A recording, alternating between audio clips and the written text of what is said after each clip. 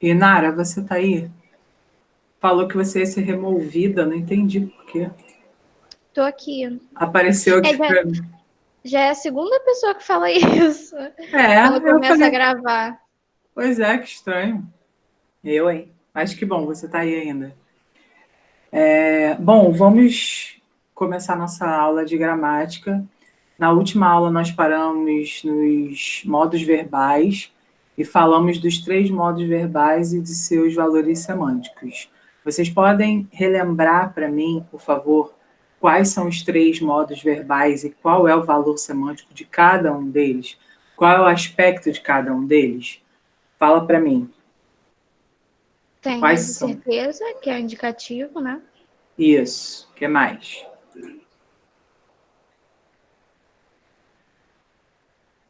De ação. Ação?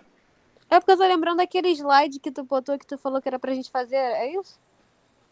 Não, estou falando dos modos verbais. Falando dos modos verbais. Né? Tem o De, indicativo e tem mais 2. Aí o tem de dúvida, indicativo, isso, tem de dúvida, que é qual? subjuntivo, Subjuntivo, e tem um outro que é de ordem, sugestão, pedido ou aconselhamento.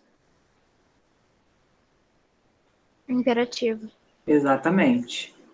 Então, nós temos esses modos verbais, e aí nós analisamos, vou projetar aqui para vocês, para a gente relembrar. Ó.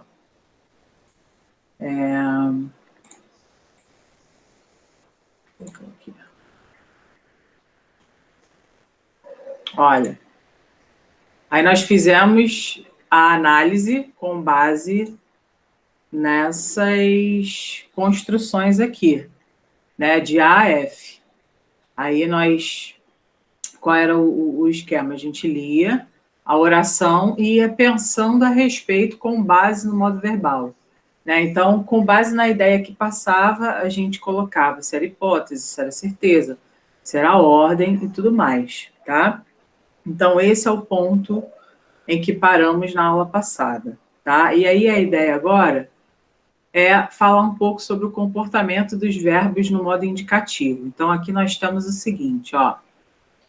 Nós temos uma divisão aqui nos 3 tempos verbais, tá? Isso é muito importante para quem vai fazer o ERG, porque o ERG cobra verbo também dessa forma aqui. Então, é bacana a gente dar uma passada pelos tempos verbais e suas semânticas, tá? Para depois a gente continuar avançando. Então, olha só, nós temos aqui 3 tempos verbais. Nós temos o presente, o pretérito, que é aquilo que a gente chamava de passado, quando a gente era pirralhinho lá no CA. A gente falava, o presente, passado e futuro. Mas aí a gramática convencionou chamar de pretérito, e aí o pretérito tem uma tripla divisão, ok? E nós temos o futuro, que tem uma dupla divisão. Isso no indicativo, ok? O indicativo é o tempo verbal mais completo do ponto de vista de quantidade de tempos, tá? Então, o presente, tempo presente, vai indicar a ação simultânea ao momento da fala. Agora sonho com uma viagem. Então, é simultâneo. Ao mesmo tempo em que eu falo, eu produzo uma oração no presente, tá? Então, por exemplo, a própria oração que eu falei agora, eu produzo agora, tá? Deixa eu adicionar alguém que entrou aqui. Cai. Então, nós temos de ver o seguinte: se o presente é ação simultânea ao momento da fala, eu, quando estou falando, estou usando o presente para indicar aquilo no momento em que falo. Aí, você vai falar assim, já, mas eu já vi numa redação dissertativa composta por uma introdução em flashes que a pessoa escreveu. A Revolução Francesa ocorre em 1789. Aí, quer dizer, não é o presente da ação simultânea da fala, né? E aí, o que eu faço? Então, quer dizer, eu tenho uma ideia de que o presente é sempre a ação simultânea que ocorre no momento da fala, porém, se eu tenho numa introdução de uma redação dissertativa, em 1789 ocorre a Revolução Francesa. Isso a gente chama de presente histórico, tá? E o presente histórico, você anota aí, por favor, que você tem como presente histórico uma aproximação entre o passado e o presente, né? O presente histórico é um mecanismo que vai levar o interlocutor, que vai levar o leitor para aquela realidade passada. Então, para a gente, do ponto de vista de prova, é importante interpretar qual é o peso de se utilizar um presente histórico, tá? Então, é bem por aí. Quando a gente tem o pretérito, a gente tem o pretérito perfeito, a gente tem o pretérito imperfeito e a gente tem o pretérito mais que perfeito. E aí vamos tentar pensar assim de uma maneira lógica, não é para a gente ficar decorando aqui tempos verbais. Mas veja bem, se o pretérito é perfeito, o que é perfeito é encerrado, galera. Então, aquilo já acabou, a ação foi concluída no passado e acabou, ponto final, tá? Se o pretérito é imperfeito, ó, imperfeito, a gente tem um prefixo de negação. Quando a gente tem um prefixo de negação, imperfeito é aquilo que não está perfeito, que não está concluído, tá? Então, vai indicar a ação não concluída, ação passada, porque estamos falando de pretérito. Porém, se temos um pretérito mais que perfeito, vamos falar sempre de uma ação passada anterior a uma outra ação passada. Então, é o passado em cima do passado. Por isso que é o pretérito mais que perfeito, tá? Então, a semântica é essa, tá bom? Ó, ontem sonhei com você. Isso no tempo simples, né? Tempo composto é quando a gente usa uma locução verbal. Então, tenho sonhado menos. Tem aquela música do Legião que fala: tenho andado distraído, impaciente e indeciso. Lembra? Essa frase, ó, tenho andado distraído.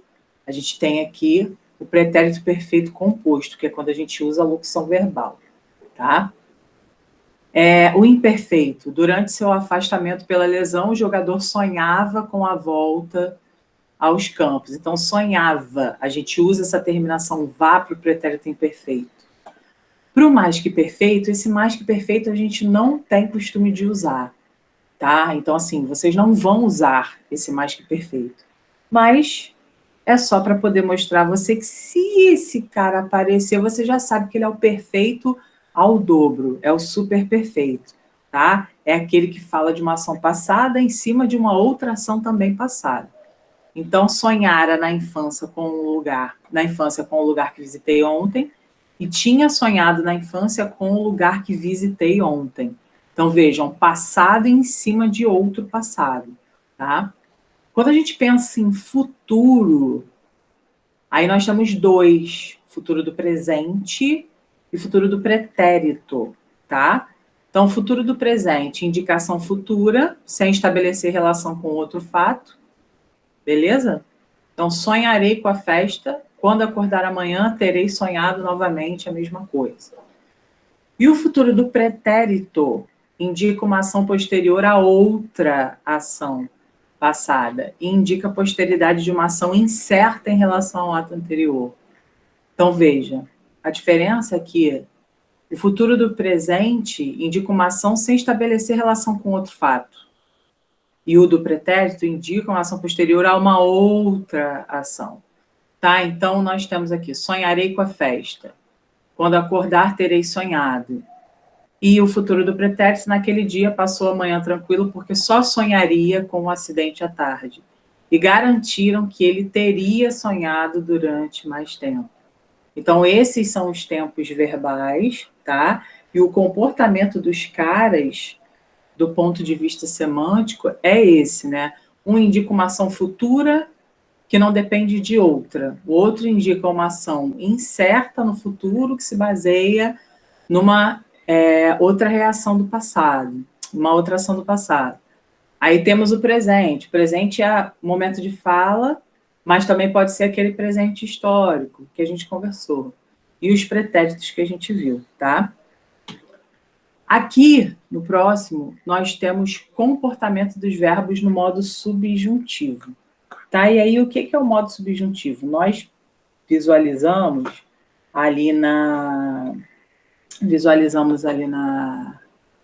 naquela sequência de orações, né? Que o subjuntivo lida com incertezas, com possibilidades. Tá? E aí, aqui dentro, nós temos o quê? Nós temos o presente, o pretérito e o futuro. Ok? Só que o que acontece? Aqui há uma divisão menor, tá? Há uma divisão menor dos tempos. Vocês devem estar reparando isso. Então, temos presente, o pretérito, perfeito, imperfeito e mais que perfeito, e futuro, que é só o futuro. Não tem futuro do pretérito, não tem futuro do presente, tá? Então, qual seria o presente do subjuntivo? Convém que você pense melhor. Então, a gente, quando pensa em subjuntivo, a gente sempre pensa em uma estrutura verbal que vai ter algumas outras palavrinhas. Então, olha só. Presta atenção no que eu vou falar. Tá? Normalmente, quando a gente tem subjuntivo, a gente tem utilização da palavra que, da palavra se e da palavra quando, tá? Então, muita atenção a isso, porque vai ser determinante para a gente em algumas situações, tá?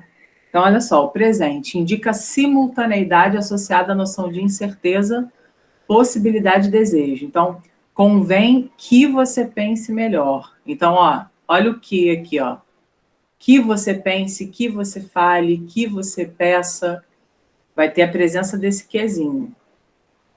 Pretérito sempre indica a anterioridade de uma ação incerta concluída antes da outra. Então, a noção de incerteza aqui é muito grande, tá? Nos três, normalmente o que se cobra nas provas é o imperfeito do subjuntivo, que é o que vem com esse SSE aqui, tá?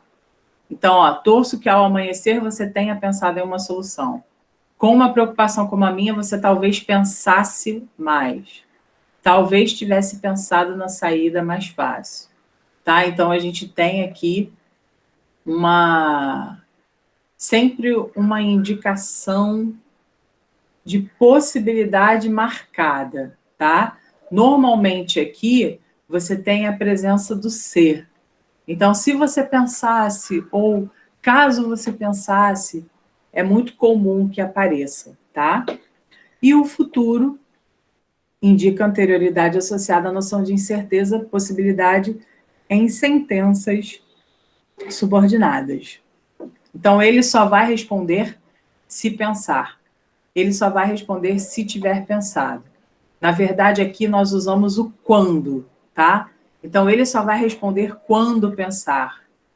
Quando tiver pensado, ele vai responder. Então, a gente usa, normalmente em prova, a gente vê muito assim. O que para o presente do subjuntivo, o se para o imperfeito do subjuntivo e o quando para o futuro do subjuntivo. Tá? E aqui o comportamento dos verbos no modo imperativo, rapidamente, é só para que vocês possam ver o seguinte, ó. A gente tem, ó, essa ideia, né, E esse aqui ficou, calma aí. Esse aqui saiu. Esse aqui é a parte 2. Deixa eu botar aqui. A parte 2 do subjuntivo do que eu estava falando, tá, gente? Tá imperativo aqui. Errado. Então, ó, que eu cante, que tu cante, tá vendo? Esse que, o sei e o quando que eu tô te falando. Normalmente, isso aqui vai aparecer para você, tá? Junto com essas palavrinhas. Então, é bacana quando você, né, no caso, pensar, ou tiver diante, ou desconfiar que o verbo utilizado está no subjuntivo, observa essa construção. que eu cante, que tu cantes, que ele cante, que nós cantemos, que vós canteis, que eles cantem. Sempre isso aqui, ó. É importante que eu faça, é importante que eu fale, é importante que eu escreva, tá? Se for o imperfeito, se eu cantasse, se tu cantasse, se ele cantasse, a presença do ser para marcar a dúvida, a incerteza. E o futuro, quando eu cantar, quando tu cantares e por aí vai, tá? Então, o comportamento desses verbos normalmente é assim. O imperativo é aquilo, né, galera? Não faça, faça, sempre assim, né? Ou é o imperativo afirmativo, ou é o imperativo negativo. Não faça, não fale, e aí nem vale a pena a gente analisar aqui comportamento, tá? Porque, enfim, é sempre a mesma coisa, é sempre aquela pegada de ordem ou pedido ou aconselhamento. Ou é para você fazer, ou é para você não fazer, tá? Se for para não fazer, é não cante, não fale, vai ter o advérbio de negação. Se for para fazer, não vai ter nada. Vai ter faça, cante, pule, tá bom? E aí, não tem muita problemática quanto a isso. Tudo bem? Sim ou não? Fala comigo. Tudo bem. Tudo bem. Bom, vamos lá. Olha, agora, o que a gente vai pensar? A gente vai pensar no seguinte, já que a gente está falando de verbo, a gente precisa saber a respeito de um conceito. Esse conceito aqui traz problema para a gente aonde? Traz problema para a gente na redação, porque muitas vezes usamos estruturas que não têm concordância com o sujeito, e quando a gente pensa em verbo, a gente pensa em sujeito, a gente pensa em quem faz a ação. Não tem jeito falar de verbo, falar de ação, falar de estado, de mudança de estado, isso está sempre muito associado ao sujeito, tá? Então, a primeira coisa que a gente tem que pensar quando a gente estuda essa ideia de voz verbal, pensar assim, porra, já, o verbo tem voz? O que significa um verbo ter voz? Um verbo ter voz significa a relação que se estabelece entre esse verbo e o sujeito desse verbo. Então, eu preciso olhar esse verbo e perceber quem é que faz a ação, quem é que sofre a ação, quem é que faz e sofre a ação ao mesmo tempo. Tá? Então, esse vai ser o nosso foco. E a gente vai analisar semanticamente quais são as possibilidades de sentido que usamos quando estamos escrevendo numa voz e não em outra, tá? Então, para além de você detectar isso aqui numa questão múltipla escolha, isso aqui também está associado a como você escreve o seu texto, tá? Então, vamos lá. Ó, a flexão de voz indica a relação estabelecida entre o verbo e o seu sujeito. Conforme o tipo de relação, o verbo pode se apresentar na voz ativa, na voz passiva e na voz reflexiva. Então, ó, ativa, ativa. Pensa nisso. Quando eu falo de ativo, você pensa em quem? Em quem faz, em quem age, em quem toma partido. Quando eu falo na voz passiva, você lembra de passividade. Passividade é o quê? É manter-se calado diante de uma situação. É ficar quietinho, é ficar na sua, é sofrer as consequências, tá? E a voz reflexiva, você pensa em reflexo. Reflexo é o quê? Reflexo, pense você se olhando no espelho. Você se olha e é olhado por você mesmo, tá? Então, essa é a ideia que a gente vai trabalhar. Aí, aqui é o seguinte, olha. A primeira voz que a gente vai ter é a voz ativa, tá? E é sempre bom pensar que o conceito de voz ativa é um conceito gramatical, puramente, tá?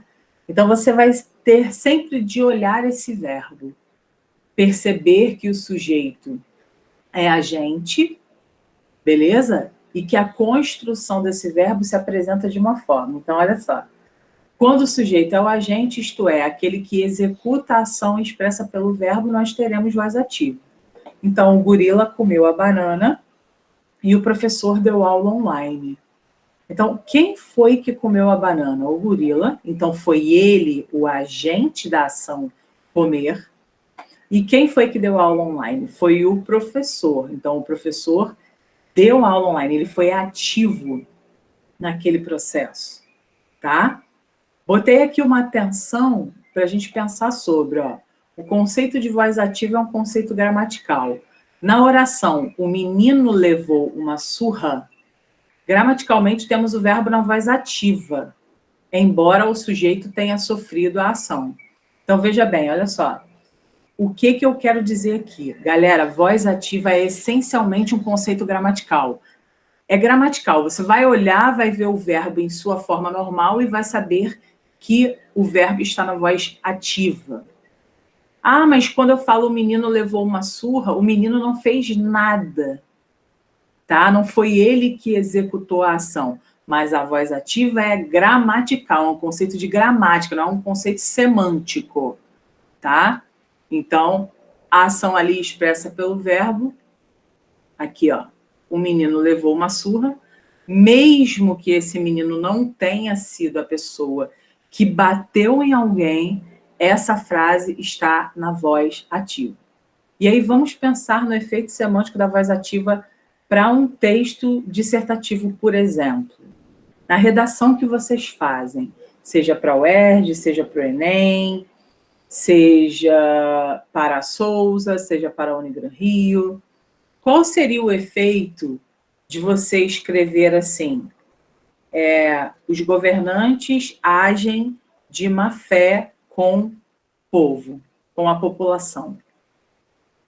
Qual é o efeito de você dizer: os governantes fazem mal à população? Qual é a diferença de eu dizer: os governantes fazem mal à população e a população sofre com o mal feito pelos governantes? Tem diferença do ponto de vista de efeito semântico? Pensa bem, eu vou até escrever aqui para você olhar, para você visualizar, ó, e conseguir enxergar melhor. Vou botar aqui, ó, calma aí. Sem pôr aqui, calma aí.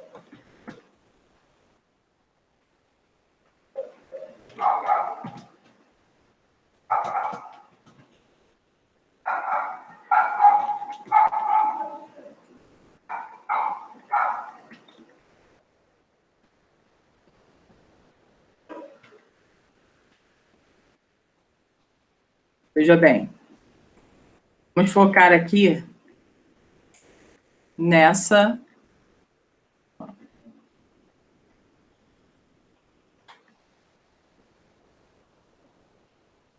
Vamos focar aqui nessa oração.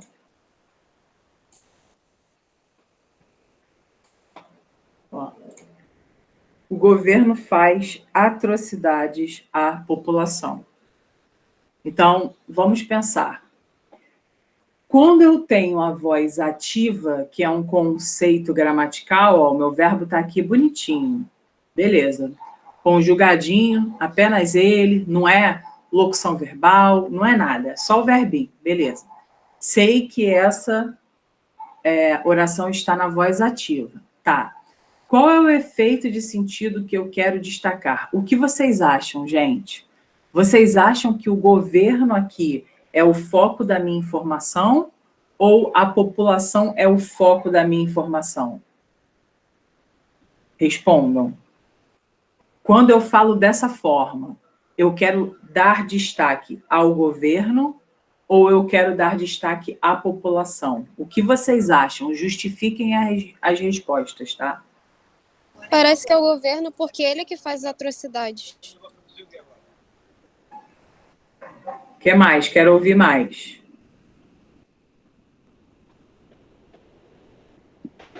Eu ia falar exatamente o que a senhora falou. Porque olha só, o que acontece? Quando a gente usa, e aí vamos lá para a nossa redação. Vamos lá para a nossa redação.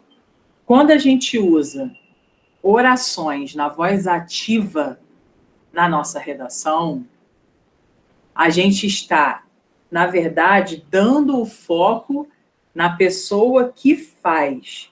Então, importa mais aqui, nessa frase, o governo sendo aquela instituição que está agindo equivocadamente com a sociedade, do que o fato de que a sociedade está sofrendo.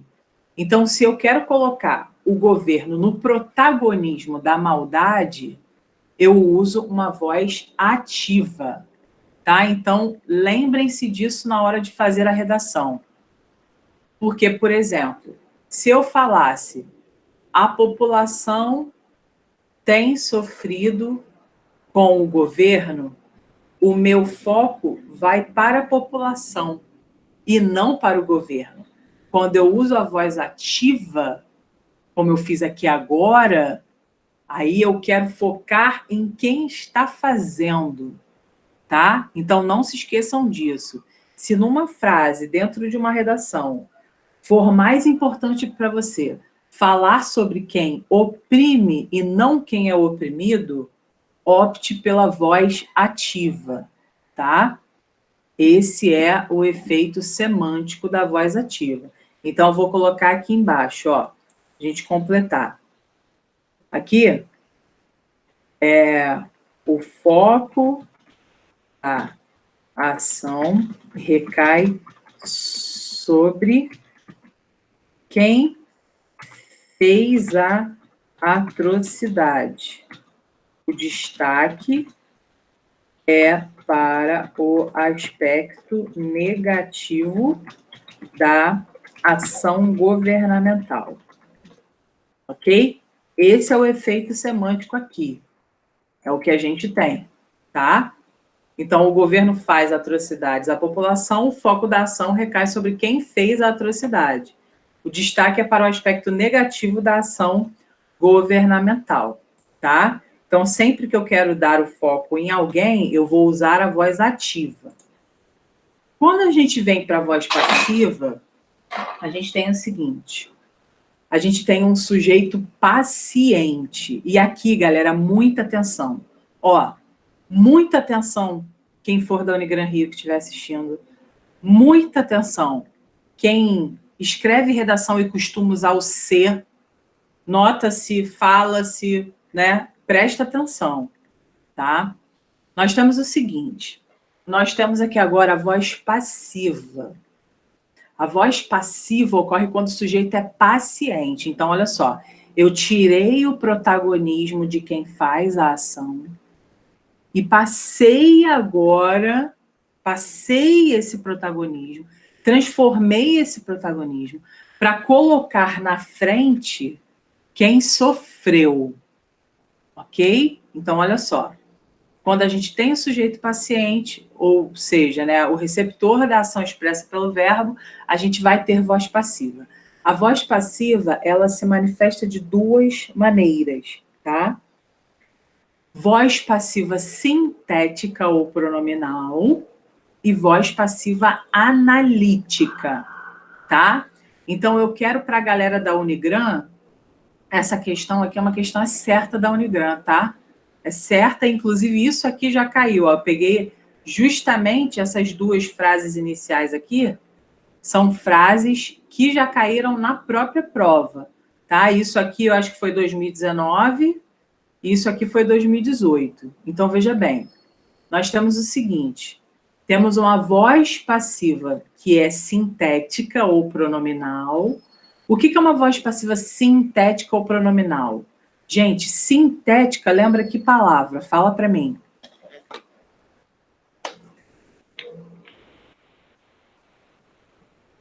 Síntese.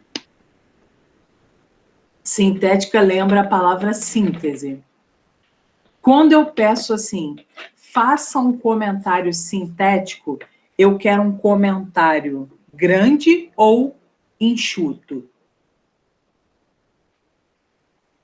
Enxuto. Enxuto. Então, eu quando uso a voz passiva sintética, eu vou usar uma oração menor que o tradicional. Quando eu uso voz passiva analítica, Analítica lembra o quê? Análise. Análise lembra um processo o quê? Demorado. Um processo grande, um processo extenso. Então, quando eu tenho a voz passiva analítica, a minha frase naturalmente vai ser maior, vai ser mais alongada, tá? Então, olha só, qual é a formação dessa voz passiva sintética? Nós vamos ter um verbo na terceira pessoa, tá? Essa terceira pessoa aqui, ela vai ser ou terceira pessoa do singular ou terceira pessoa do plural, tá? Depende da constituição que a gente tiver. Mais a partícula passivadora, que também é chamada de pronome passivador, se. Então, nós temos isso aqui, ó. Vendem-se frangos, aluga-se casa de praia, né? Não sei por que eu falei casa de bicicleta. Isso aqui eu devia estar pensando numa bicicleta. Tá errado. Vou mudar aqui agora. E reconhece-se o problema da desigualdade social. Bom, vamos às abordagens. Como que cai isso na Unigran Rio? Essa questão aqui, ó, essa frase aqui, como é que ela caiu? Ela caiu de uma maneira, mas ela poderia ter caído de outras 3. E agora vamos lá, vou dizer. Ela caiu como? Perguntava-se qual é o sujeito dessa oração. Então, qual é o sujeito dessa oração? Aí, letra A, sujeito indeterminado. Letra B, sujeito simples. Letra C, sujeito inexistente. Letra D, sujeito desinencial. Letra E, sujeito composto. O que vocês dizem para mim? Que tipo de sujeito é esse aqui? Vendem-se frangos.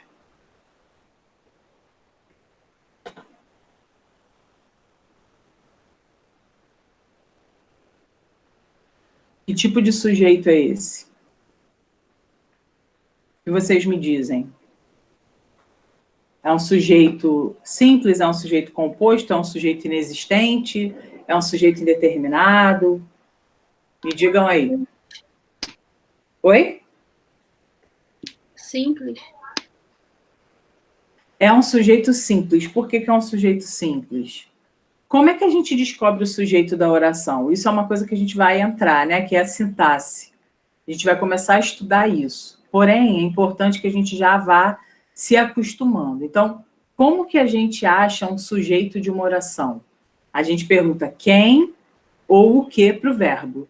Então, ó, o que é vendido? Resposta, frangos. Tá? Então, frangos aqui é o nosso sujeito. Beleza? Ah, mas a palavra está no plural. Não interessa. Ok? Frangos é sujeito simples. Essa questão aqui foi uma questão que no ano que caiu, a gente foi lá para Caxias anular, porque o gabarito dizia que o sujeito era indeterminado, só que não é, ok? Não, tanto não foi que a gente conseguiu anular a questão e muita gente ganhou 3,6 aí na Unigran Rio de quebra para aumentar a nota. Então, quando a gente tem vendem-se frangos, a ideia é pensar assim, como que se constrói isso? A gente constrói com um verbo na terceira pessoa, a gente constrói com uma partícula passivadora, olha o nome, partícula apassivadora. É justamente porque vai tornar passivo esse sujeito, tá? Então, frangos são vendidos. O frango está fazendo alguma coisa? Não, não está. Ele não está. Ele está ali paradinho e ele é vendido, ou seja, ele sofre a ação. Nisso nós temos a voz passiva.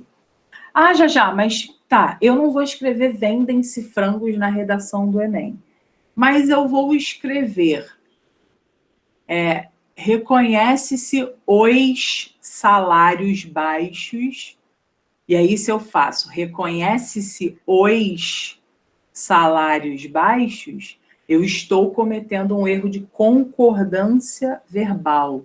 E aí é que eu chamo a atenção para você que gosta de escrever redação, né, para você que gosta de escrever na redação com essas partículas aqui, ó.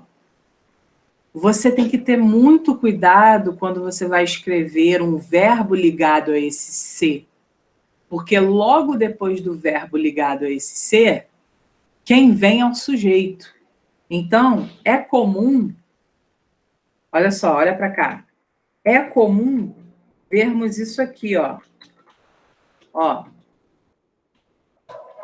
Olha para cá. É comum visualizarmos isso aqui, tá? Isso aqui está errado por quê? Porque se o sujeito é frangos, os frangos é vendido ou os frangos são vendidos? Eles são vendidos. Então, o meu verbo também tem de estar no plural. Então, é comum que percebamos na redação, né? Isso aqui, por exemplo, ó. Nota-se as falhas no sistema carcerário brasileiro. Isso aqui é uma frase que muito provavelmente você já deve ter escrito, ou é possível que você já tenha feito, até inclusive com esse verbo mesmo, tá? Aqui eu botei nota-se, mas poderia ser qualquer outro verbo transitivo direto, porque quem nota, nota algo, ok? Então, se quem nota, nota algo, eu preciso prestar atenção, ó, nota-se as falhas. Tá certa essa frase? Como que seria o certo dessa frase, galera? Diz para mim.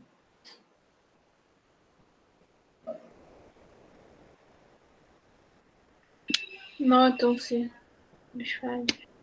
Notam-se as falhas no sistema carcerário brasileiro. Então, a partir de hoje, muito cuidado para você que gosta de ficar botando verbo e o ser do lado, porque muitas vezes você pode cometer um erro de concordância verbal. E aí, veja bem, quando eu estava apresentando e falando para a galera da Unigran Rio que essa primeira frase aqui, ó, essa primeira frase poderia ser alvo de 4 questões, uma delas diz respeito a essa coisa da concordância, tá? Então, olha só. Primeira questão, questão mais clássica da Unigran, perguntar o que é esse ser.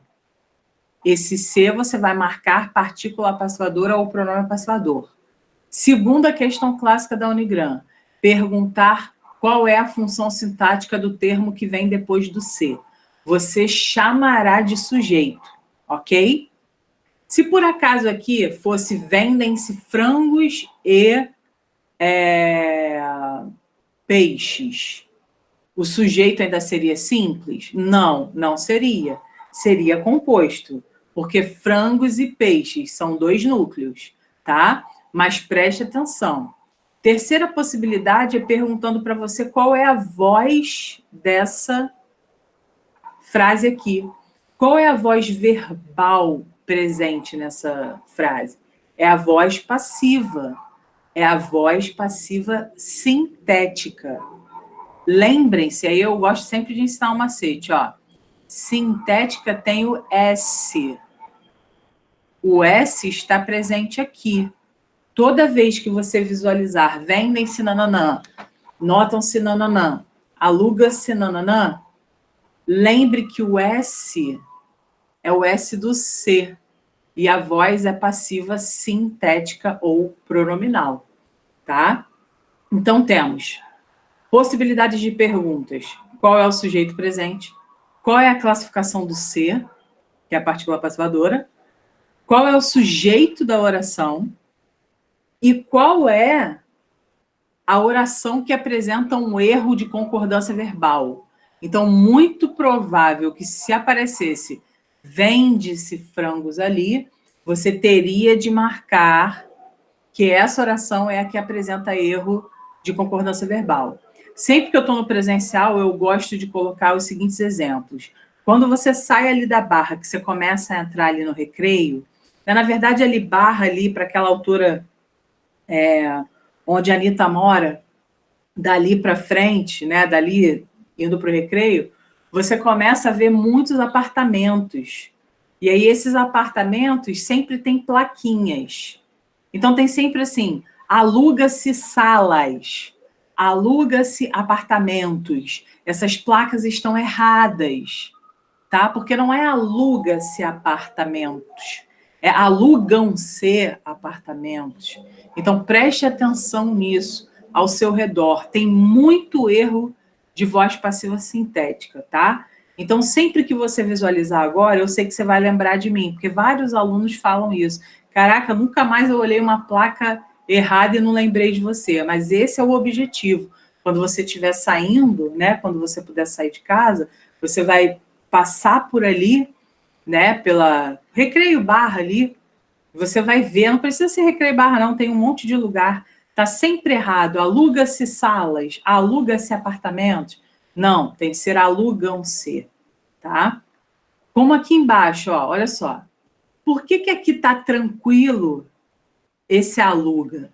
Porque aqui é casa de praia, a gente não tem um plural, tá? Então, ó, aluga-se casa de praia. Casa de praia é alugada, ok, nem ligo, tá tudo certo, tá? Reconhece-se o problema da desigualdade social. Tá aí mais uma frase que poderíamos muito bem usar na redação, tá? E que tá tranquila. Por quê? Porque quem reconhece, reconhece algo. Então, o problema da desigualdade social é reconhecido. Agora, se eu escrevesse reconhece-se os problemas, aí, meu amor, eu ia errar a concordância verbal, tá? E aí, não pense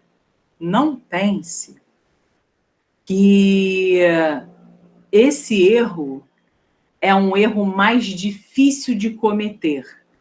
Não é. Pelo contrário, ele é muito fácil. E ele é fácil de perceber também. Então, veja bem, é um erro que te ferra em todas as escalas. Porque ele é fácil de você cometer e ele é fácil de eu perceber. Entende? Então, quando a gente tem reconhece-se o problema, é exatamente a mesma coisa de a gente ter nós vai à praia. Não muda nada. O erro é o mesmo. É concordância verbal. E isso não pode acontecer. Ok? Entendida essa voz passiva sintética? Sim ou não? Sim. Sim ou não, gente? Responde aí no chat quem não puder falar. Sim. Tipo, eu sempre penso no contrário. Tipo, casa de praia alugada. Também tá certo, né? E só inverter. Sim, casa de praia alugada tá certo, tá beleza. Mas aí, veja bem, a ideia aqui que a gente está conversando é uma construção dessa com o ser, Mas aí né? pra concordar, tipo, no plural ou no singular. Aí eu coloco Isso, tudo então, junto. tem que fazer isso que você fez. Tem que sempre olhar para o sujeito e ver se está concordando, tá? Então, se o verbo está no singular, o sujeito tem que estar no singular, tá? Se fosse isso aqui, ó, Sara, deixa eu botar aqui para você. Se fosse isso aqui, já daria merda, ó. Por que que daria merda? Porque o caso está no plural, né? Isso, aí casas de praia é alugada? Não, né? Então, geraria esse problema. Como é que essa frase ficaria certa? Se a gente fizesse o quê? Mas aí, tipo assim, eu sei que nesse caso praia não é no plural, mas tem casos que, tipo, confunde pra saber se as duas estão no plural ou se só uma tá no plural. Não, mas olha só, presta atenção. Casas de praia. De praia aqui é uma locução adjetiva. Eu tiro ela e minha dúvida morre. Olha lá, ela não serve para nada aqui. Ela só serve para especificar casas. Eu não tenho dúvida quanto a isso.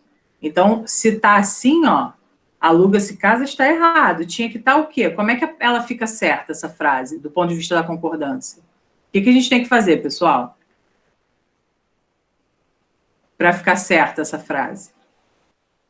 Botar no plural também. Botar no plural o alugar. Aí, ó, se a gente tem isso, aí tá suave. Tá? Então, não importa se a gente tem casas de praia, ou se a gente tem casas de relíquias. Não importa. A gente tem que olhar que esse de relíquias e de praia é só um adjunto que está, como o próprio nome diz, junto ao nome, mas ele não é necessário. O foco aqui é a gente olhar o verbo e quem está logo após o ser. Isso é que a gente tem que olhar. São essas palavras que a gente tem que olhar. O resto não importa, tá, Sara? Então, teu foco é no verbo antes do ser e na palavra depois do ser. Que aí, isso vai determinar se você fez a concordância certa ou não. Beleza? É que eu tava pensando em mais coisas, tipo, desses aí do plural, mas entendi. Beleza. Então, ó, se a gente fizesse aqui nessa aqui de baixo, ó, Sara, se fosse assim, ó, olha só.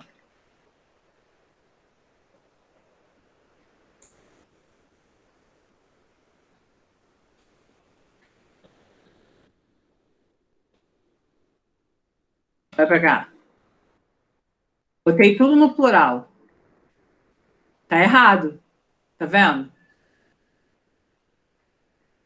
Reconhece-se os problemas das desigualdades sociais. Botei todas as palavras no plural. Então, quem tem que estar no plural também? Reconhece? Exatamente. Então, não importa se tem casas de praia e casa está no plural e de praia está no singular, ou não importa se os problemas das desigualdades sociais, se isso tudo está no plural. O meu foco é olhar o verbo reconhecer e a palavra que vem logo depois do ser. Os problemas é reconhecido? Não. Os problemas são reconhecidos. Então, vamos lá trocar isso aqui para fazer sentido. Beleza ou não? Tudo bem, pessoal? Tudo bem. Tranquilo. Show de bola. Então, ó, segue o baile aí. Essa primeira voz a gente já viu. Agora a gente tem que ver essa segunda voz aqui, tá? Voz passiva analítica. Ao contrário dessa sintética, que ela é bem pequena, ó, normalmente ela é pequena, ela vem um verbinho e um ser. Essa aqui normalmente é uma frase maior, que tem um verbo auxiliar e um principal. Então, olha só como é que ela vem, ó. A banana foi comida pelo macaco. A aula foi dada pelo professor. As compras foram feitas pelo empresário. Então, qual é a minha locução verbal aqui, galera? A minha locução verbal é a minha união de dois verbos. Um verbo auxiliar e um verbo principal, tá? Então, no primeiro exemplo, qual é a minha locução verbal? Diz para mim. Foi comida. Foi comida. Então, olha só, vou marcar aqui pra gente, ó. Foi comida é a minha locução verbal. Tá, show de bola. Aí eu percebo o seguinte, como que eu acho o sujeito da oração? Eu não tenho que perguntar para o verbo? Então eu pergunto assim, o que foi comida pelo macaco? A resposta é a banana. Esse sujeito é um sujeito paciente. Então aqui, o efeito semântico da voz passiva recai sobre quem? Sobre o sujeito ou sobre quem cometeu essa ação? Fala para mim. Nessa frase, o mais importante é a banana ou o mais importante é o macaco ter comido a banana? O que vocês acham? A banana.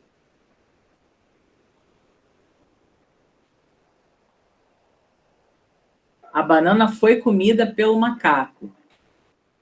O que vocês acham?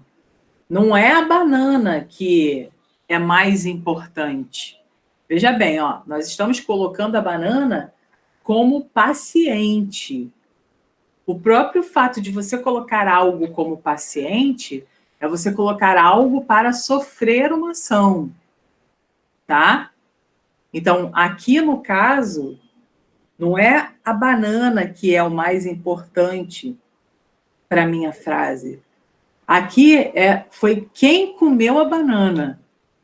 Tanto é que a gente, dentro da voz passiva analítica, a gente tem uma função sintática que é o agente da passiva, que é o cara que agiu sobre aquela ação, foi o cara que fez. Aqui, no caso, seria pelo macaco, tá? Então, ó, pelo macaco Calma aí, deixa eu marcar aqui. Ó, a banana, coitada, ela não tinha o que fazer, tá? Ela estava paradinha ali e foi comida. Calma aí que deu ruim.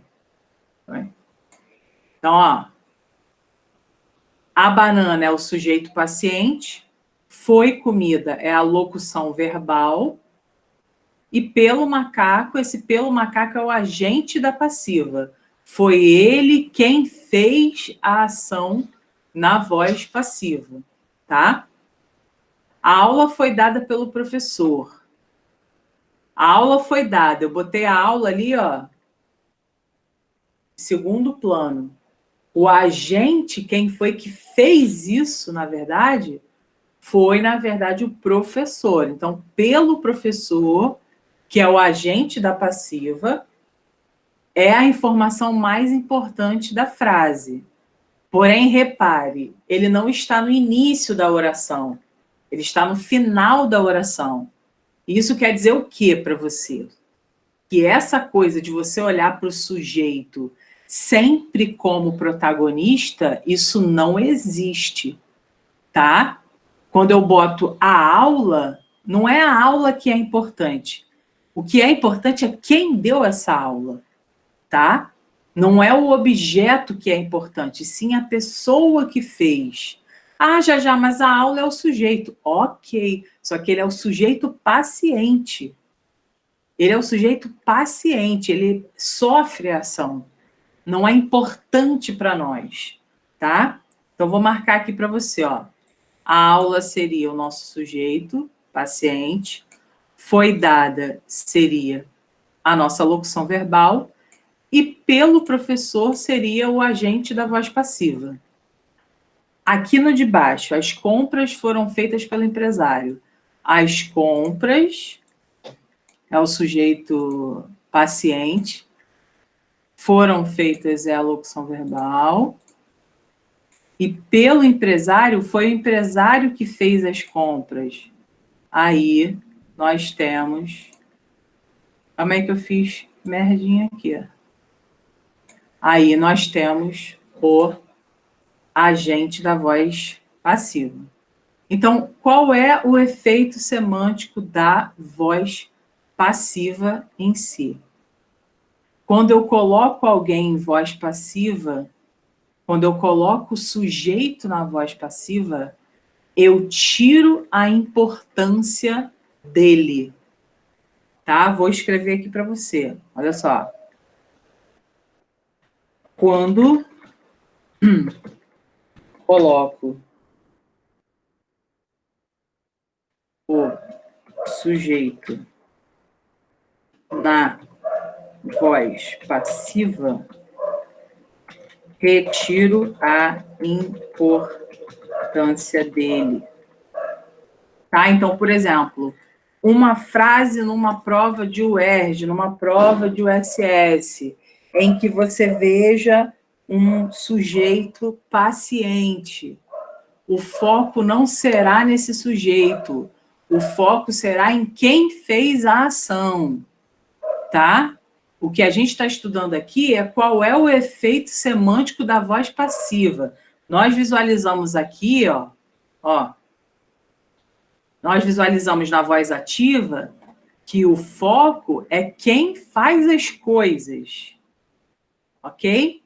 E, coincidentemente, esse sujeito é quem faz.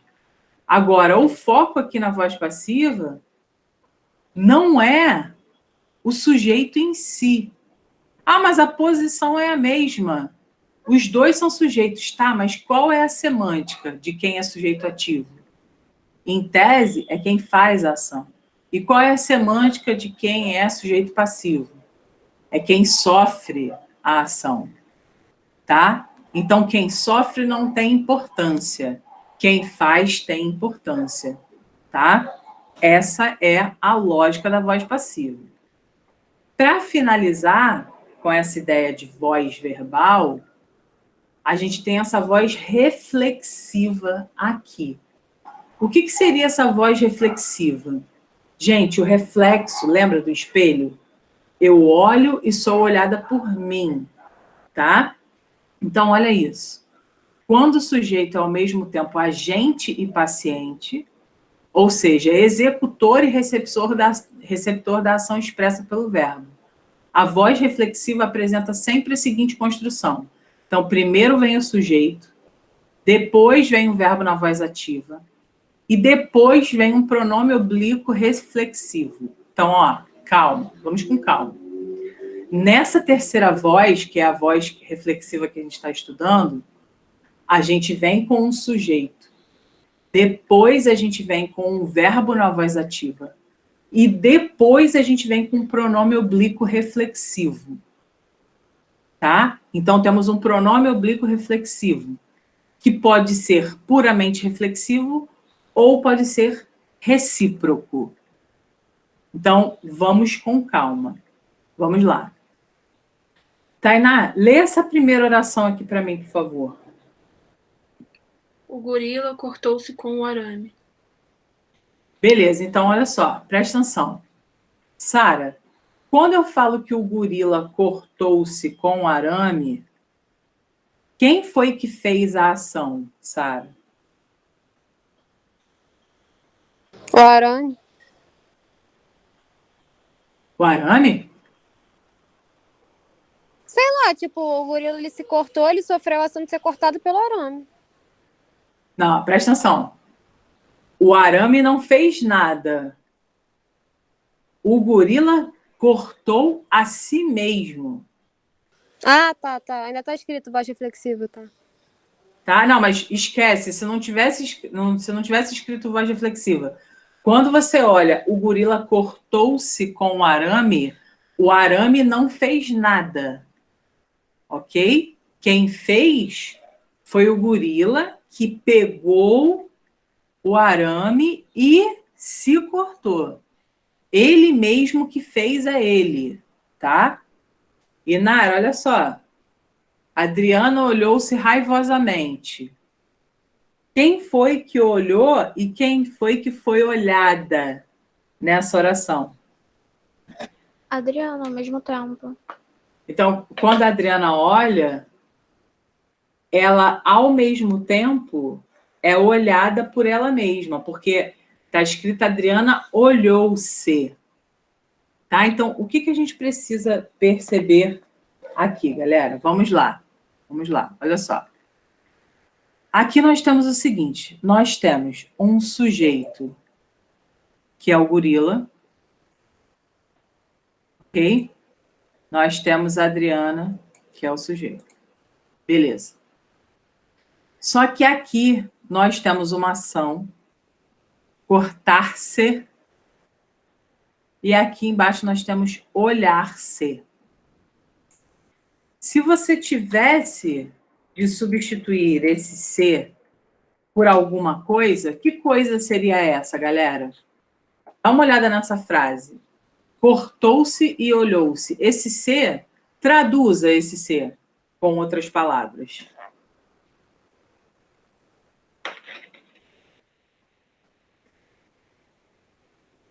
Foi o que você disse, né? A si mesmo.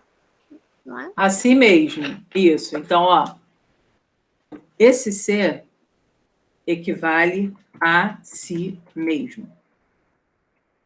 Esse pronome se é um pronome que a gente chama de pronome oblíquo reflexivo, ok? Porque ele traz o reflexo da ação, ok? Então, aqui, ó, o gorila cortou-se com um arame e a Adriana olhou-se raivosamente, significa que o gorila cortou a si mesmo e que a Adriana olhou a si mesma. Tudo bem? Agora vamos lá, olha só. O que seria esse com o arame aqui, Nara? Esse com o arame. O que está querendo dizer aí, dentro dessa frase? O modo com que ele se cortou? O modo, Sara? É o modo, você acha? Sei, pensei em não tem negócio de instrumentos, negócio assim? Exatamente. Esse com o arame, Inara, foi um instrumento com o qual o gorila se cortou, tá? Não foi o modo. O modo, Inara, é aqui embaixo, ó. Ó. Esse é o modo. A Adriana olhou-se raivosamente. Tudo bem, Inara? Tudo bem, às vezes eu confundo ainda esse negócio de Não, instrumento. todo mundo confunde. Nenhum problema, tá? Acontece nas melhores famílias, não tem jeito. Então, vou botar aqui, ó. Com o arame seria a locução adverbial de instrumento, ok? E o raivosamente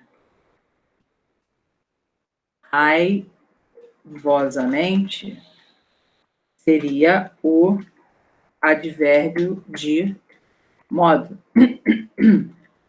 De modo. Beleza? Então, aqui temos um sujeito gorila que corta e é cortado por si mesmo. Temos um sujeito Adriana que olha e é olhada por si mesma, tá? E aqui, galera, qual seria a semântica dessas orações? Nós nos conhecemos há pouco tempo e os amigos abraçaram-se fortemente. Qual seria a semântica aqui? Ó? Nós nos conhecemos há pouco tempo e os amigos abraçaram-se fortemente. Visualizem essa cena. Quando eu falo nós nos conhecemos há pouco tempo, quantas pessoas tem aí no mínimo? 2. No mínimo 2. Beleza. Quando eu falo que os amigos abraçaram-se fortemente, pense sobre essa ação de abraçar. Quando você abraça, ao mesmo tempo, o que acontece? Você Você é abraçado. sofre e você Isso. ratifica. Você dá o abraço e, ao mesmo tempo, você é abraçado. Por isso que é reflexo, tá? Então, olha, tanto aqui, com, ó, esse nós e esse ser, eles são pronomes oblíquos reflexivos, tá? O sujeito aqui é nós e os amigos aqui é o sujeito também. Beleza. Aí, o que ocorre? Aqui eu quero perguntar para você uma coisa. A gente poderia substituir esse nós por a si mesmo? A gente poderia colocar os amigos abraçaram-se a si mesmos aqui? Sim ou não? Não. O que vocês acham? Não, né?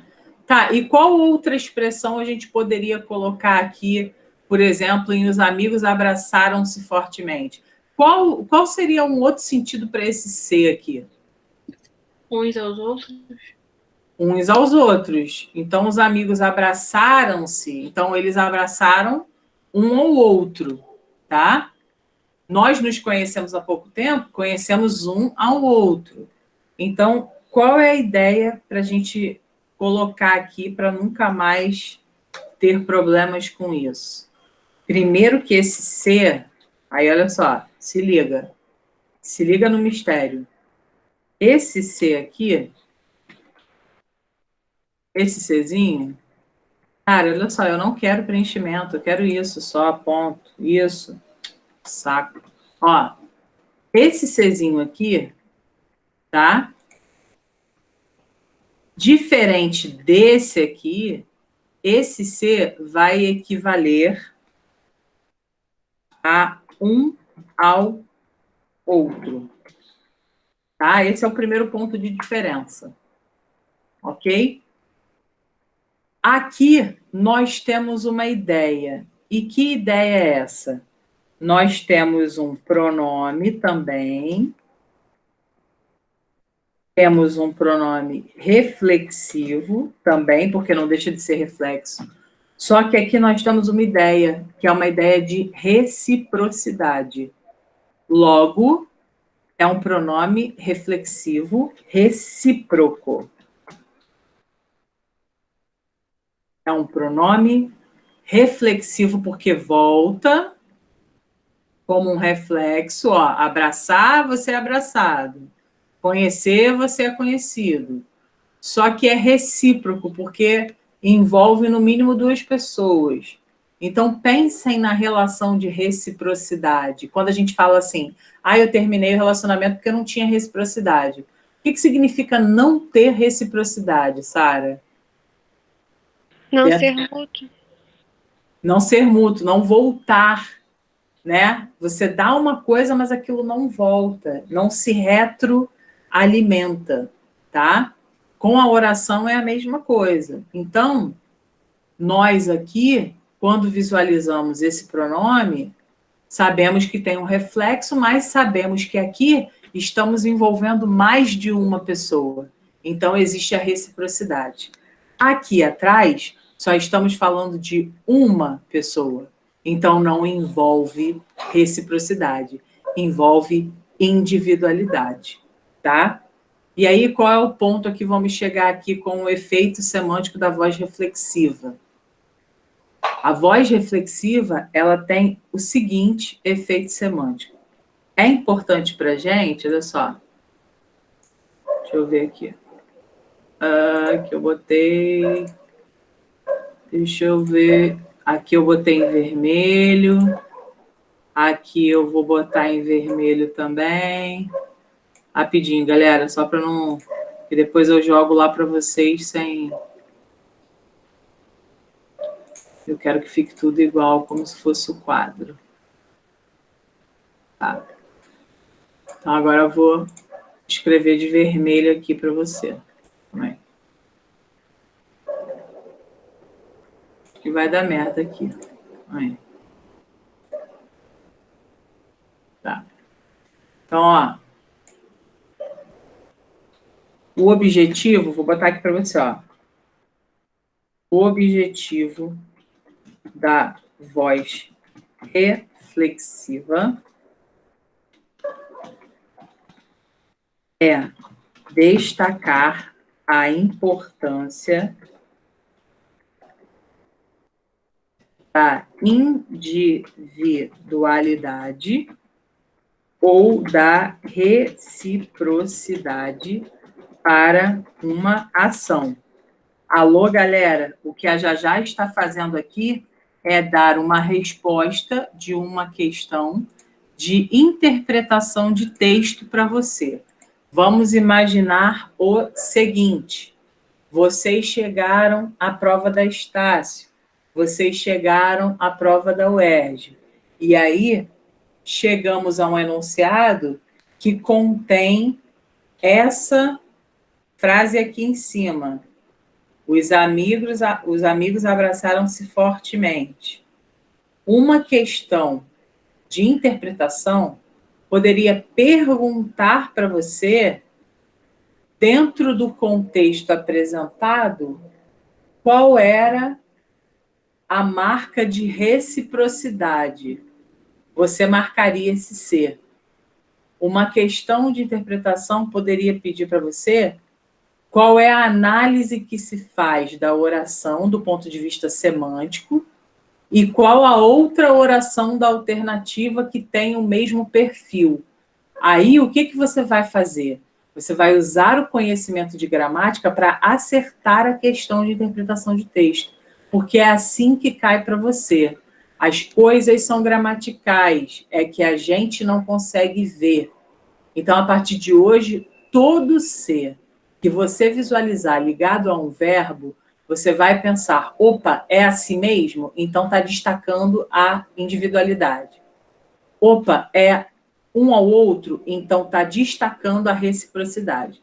Só isso já faz você não errar uma penca de questões, tá? Entendido ou não entendido? Fala comigo.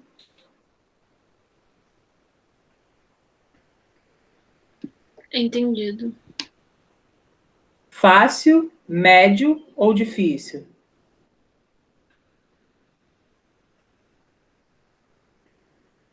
Médio. Médio. Já. Fala, amor.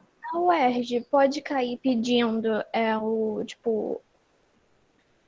a função do C, tipo, o nome dele, basicamente?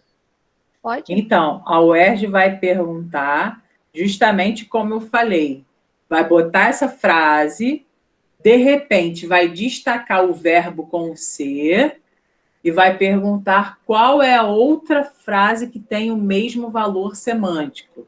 Então, por exemplo, vai botar... Como é que seria? Seria isso aqui, ó. A UERJ botou essa oração, ó.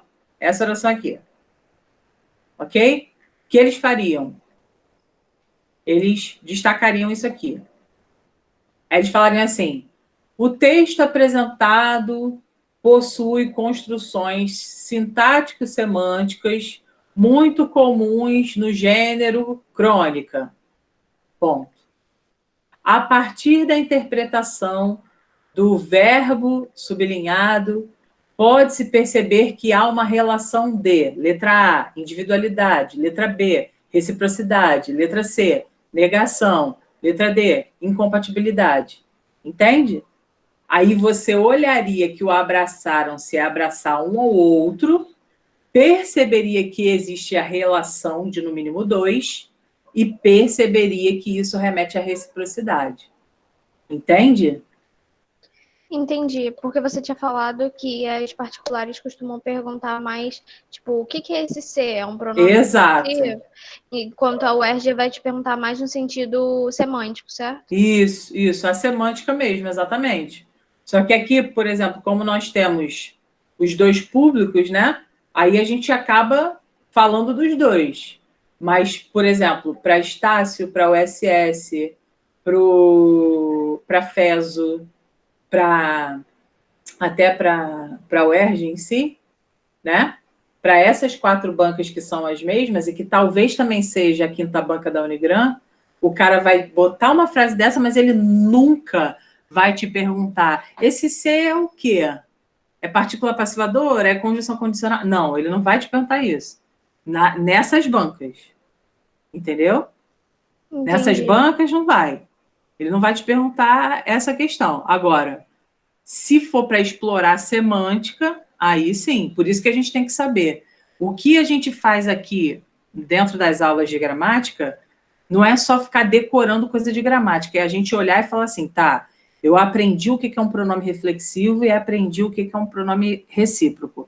Agora, qual é a aplicação disso dentro do texto? É a aplicação que eu falei para vocês. Se eu uso abraçaram-se, eu quero destacar a reciprocidade de uma relação. A reciprocidade de uma relação é uma característica interpretativa de uma oração que eu vi. Então, um professor de uma banca pode construir uma questão que tenha base gramatical, porém com foco interpretativo, entendeu, Inara? E o que a gente faz aqui, na realidade, sem sacanagem nenhuma. Eu não preciso falar isso à toa, ou só para me gabar, ou não. O que a gente faz aqui, ninguém faz. Eu garanto a você. Aproximar sempre, vocês podem reparar, todas as aulas de português são aproximadas, todas elas. Não tem uma aula de literatura que eu não fale de redação, não tem uma aula de redação que eu não fale de gramática, não tem uma aula de gramática que eu não fale de redação, não tem uma aula de interpretação que eu não fale da gramática. Então, tudo é a mesma coisa. A visão aqui é o mais amplo possível para você poder olhar para uma prova e falar assim, cara, dane-se, do jeito que vier, eu vou saber, porque eu já fui informado disso. Tá? Então, vocês devem perceber que as coisas aqui não são caixas, tá? Não são caixas separadas. Aí você vai falar, já, mas a vida inteira você fez assim? Não. à medida que eu vou evoluindo, eu vou percebendo como eu tenho que falar com vocês. E a maneira como eu falo com vocês hoje, sob o meu olhar hoje, é a maneira mais completa que um ser humano pode fazer. Dentro da minha área. Para mim, é muito mais valioso trazer para você que a gramática dentro do texto existe, que as relações de sentido da gramática existem ali, do que simplesmente falar assim, tá, vamos lá, o que é um verbo no imperativo? Cara, dane-se isso eu não quero, isso para mim não tem validade nenhuma. Validade é eu mostrar para você, existe o imperativo, ele é assim, dessa forma, ele pode ser afirmativo ou negativo, só que ele também pode ter o sentido disso, daquilo, daquilo, daquilo. Sacou? Então, momento aqui desabafo, galera. Vocês vão ver esse ano o rendimento de vocês em português e vocês vão falar assim, caralho, o que aconteceu comigo? Eu fui dominado pelo ritmo ragatanga. Vai ser isso. Não tem como. Vocês vão olhar e vão ver, cara, eu sei fazer essa prova toda, eu não tenho surpresas. E é isso que eu não quero que vocês tenham surpresa de nada. Tá? Então, eu falo logo tudo que eu tenho que falar para poder não faltar nada para vocês. Tá? A minha, assim, o que eu fui ganhando de know-how ao longo desse tempo me fez pensar, cara, eu posso ser melhor do que eu já estou sendo. E aí, esse ano eu falei, vou fazer o que eu nunca fiz na vida, do ponto de vista, assim, de uma grade de horário. Eu vou fazer uma parada nunca antes vista. E eu estou fazendo, eu tenho já fé que isso está dando resultado. Porque eu vejo nos textos de vocês, porque eu vejo nas aulas de vocês falando, porque eu vejo vocês perguntando, mas se fosse assim, seria isso? Então, cara, eu já estou ganhando, eu já estou tirando proveito da ação pedagógica que eu decidi para mim esse ano. Eu estou feliz para cacete com isso, tá? Vamos seguir aí, ó. Para fechar nossa aula, nós vamos ver aqui as formas nominais dos verbos, tá?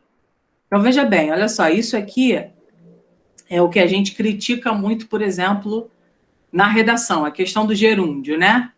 Que a gente sempre fala, mas por que não pode botar gerúndio? Mas por que eu tenho que modificar? Né? Por que eu tenho que evitar esse gerúndio? O que ele representa? Né? Então, a ideia é que a gente pense sobre isso agora. Então, são 3 as formas que não apresentam flexão de tempo e modo, tá? Então, olha só, presta atenção, se liga. Estou falando de formas nominais dos verbos. Não falamos disso até agora.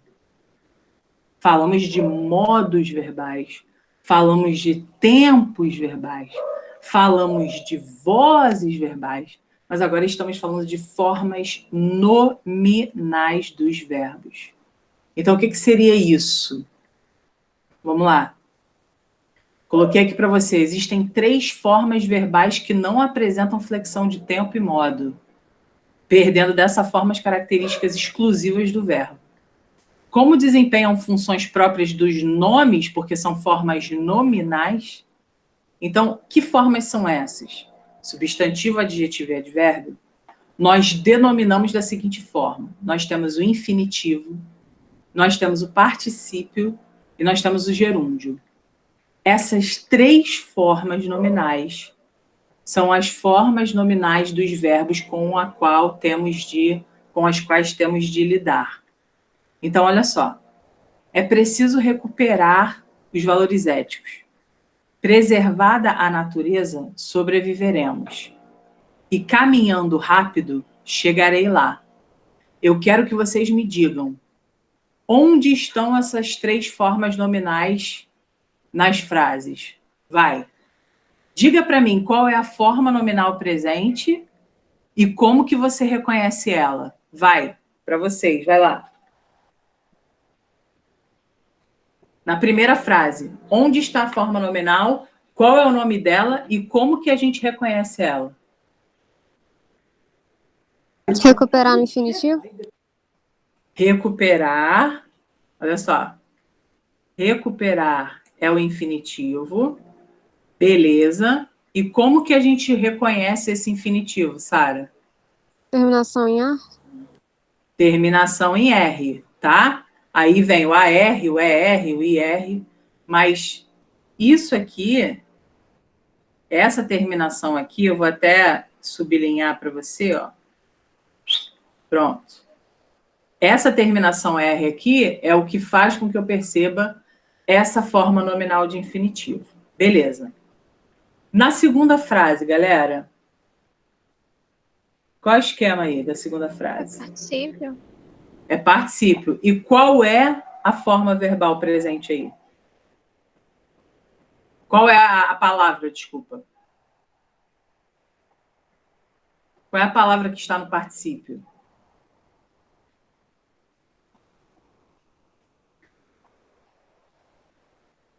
Quais são as terminações de particípio, Tainá? Você lembra?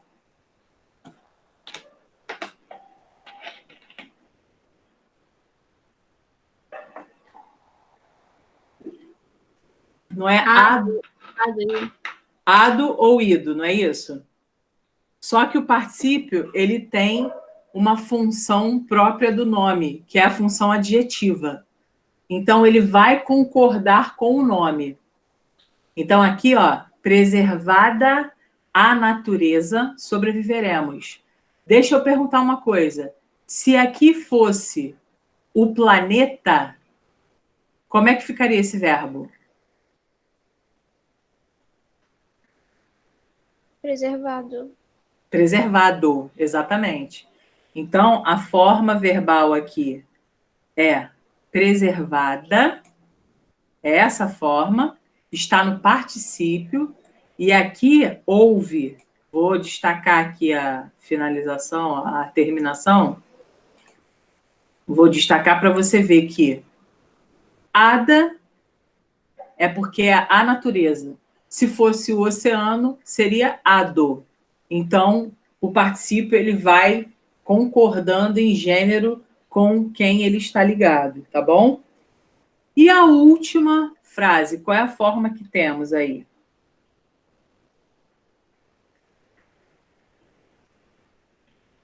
Gerúndio.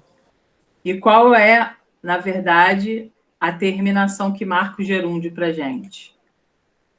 Esse ando aí? Esse NDO, tá? É o NDO que faz com que o gerúndio exista, tá? Então, sempre que a gente quer construir o gerúndio, a gente quer construir uma ação em processo, tá? E essa ação em processo vai sempre ser colocada com o NDO. Aí eu botei aqui para vocês o seguinte, ó. O gerúndio indica um processo verbal em curso, desempenhando função semelhante à do adjetivo e à do advérbio. O infinitivo indica o processo propriamente dito, sem situá-lo no tempo. Desempenha, assim, a função semelhante à do substantivo. E o particípio indica uma ação já acabada, desempenhando função semelhante à do adjetivo. O particípio se flexiona em gênero e número, concordando com o substantivo a que se refere. Então, por isso que eu falei, se é a natureza, é preservada. Se é o oceano, é preservado. Se fosse os oceanos, seria preservados. Se fosse as naturezas, seria o quê? Preservadas, tá? E aí, a gente pensa aqui, ó, nas formas nominais que a gente fechar a nossa aula. Ô, As Jajá, formas... Fala. eu fiquei na dúvida porque preservada, quando eu li, eu achei que fosse uma hipótese, mas você falou que... Mas estava escrito que já é uma coisa acabada, né? Sim, sim, ó. Olha lá, ó. Preservada... Não, acabada, olha só, presta atenção. É uma ação já acabada.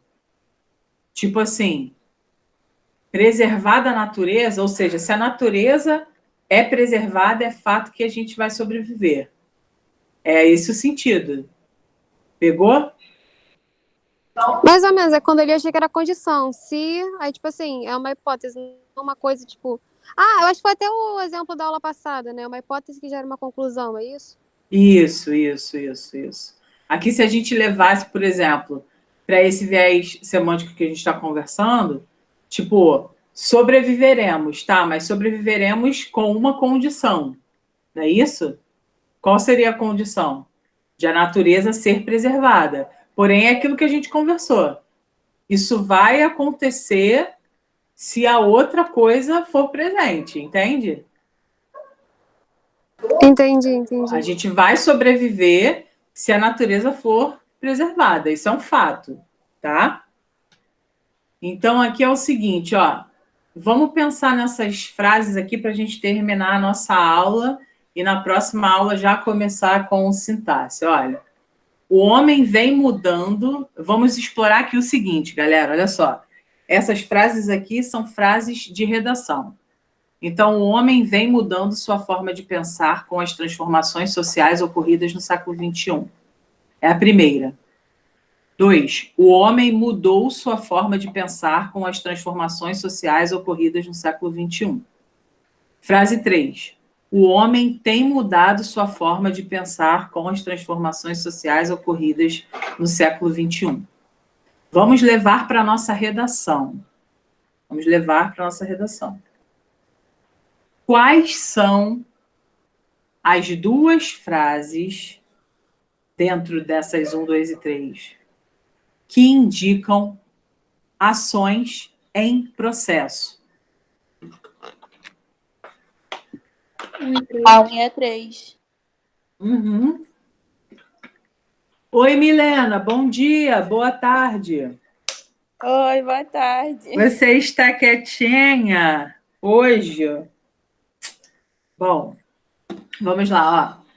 Então, temos o homem vem mudando sua forma de pensar e o homem tem mudado a sua forma de pensar. Beleza. Agora, uma outra pergunta. Dentre a 1 e a 3, qual é a que dá mais valor de verdade para a ação propriamente dita? Qual é a que me diz com toda certeza que o homem é uma pessoa diferente? A 3? A 3. A 3 me dá essa certeza. Eu falo, o homem tem mudado sua forma de pensar.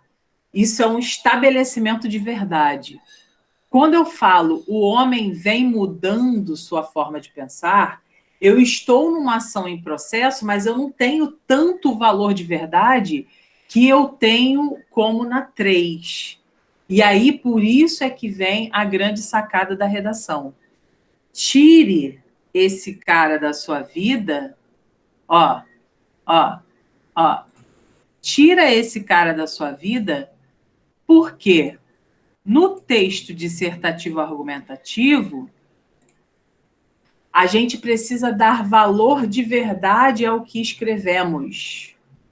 A gente precisa dar valor de verdade, valores reais ao que escrevemos. Não podemos deixar as coisas em processo, porque tudo que está em processo pode, de repente, mudar. Então, para eu fechar esse processo, estabelecer uma verdade, eu prefiro a 3, eu prefiro usar a 3 a usar a primeira. Por isso, por essas e outras, tá, gente? É que o gerúndio é uma coisa que a gente deixa de lado. O gerúndio para a gente é importante para a gente interpretar semanticamente. E é uma ação em processo. Tá, bacana. Isso a gente já sabe. Agora, para a nossa redação, o mais importante é o valor de verdade que se dá ao que falamos. O valor de verdade, ele mora na 3. Tudo bem? Então, ó, entre o valor de verdade da 1 e o valor de verdade da 3, nós ficamos com a 3 como preferência. Então, eu vou botar aqui, ó, mais valor de verdade. Aqui, vou botar, ó, menos valor de verdade e mais valor de processo em andamento. Ok? Agora, vamos dar uma olhada na segunda. O homem mudou sua forma de pensar com as transformações sociais ocorridas no século XXI. Cara, se o homem tem mudado sua forma de pensar na 3, tem valor de verdade, imagina essa 2, né, galera? O que essa 2 representa pra gente?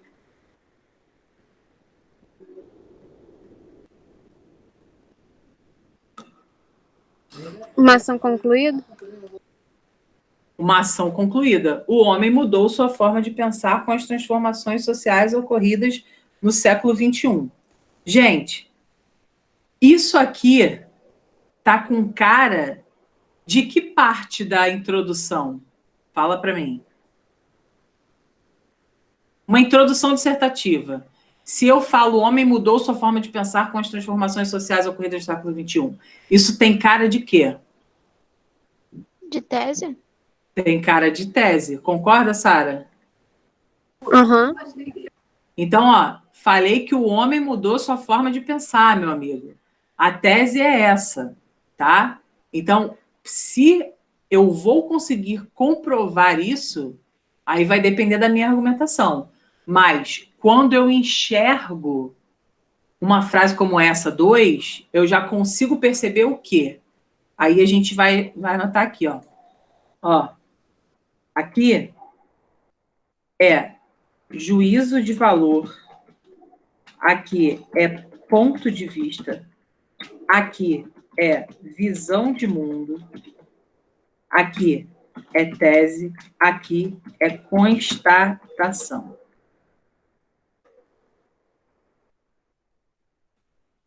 Ok ou não, gente?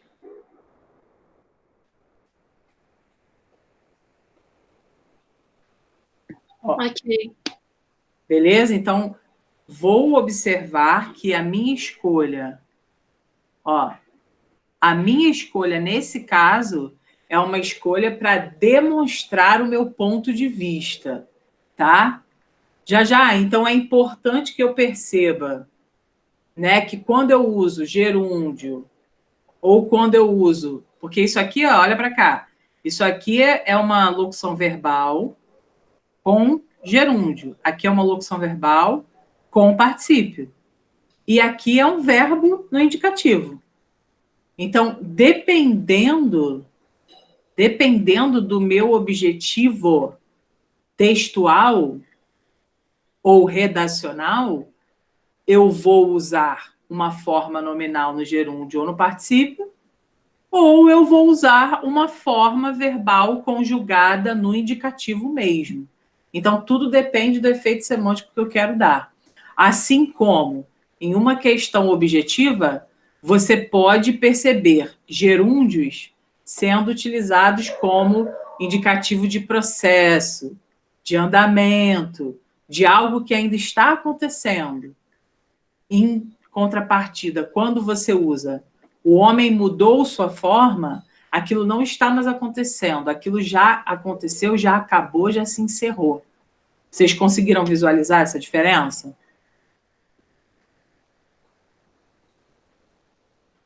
Consegui.